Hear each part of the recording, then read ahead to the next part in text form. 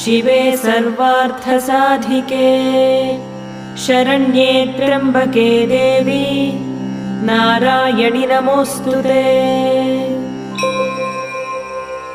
अस्य श्रीललिता सहस्रनाम स्तोत्रमाला मन्त्रस्य वशिन्यादिवाग्देवता ऋषयः अनुष्टुप् छन्दः श्रीललिता परमेश्वरी देवता श्रीमद्वाग्भवकूटेति बीजम् मध्यकूटेति शक्तिः शक्तिकूटेति कीलकम् श्रीललिता महात्रिपुरसुन्दरी प्रसादसिद्धिद्वारा चिन्तितफलावाप्त्यर्थे जपे विनियोगः।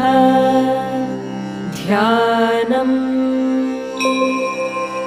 सिन्दूरारुणविग्रहां त्रिनयनां माणिक्यमौलिस्फुरत्तारा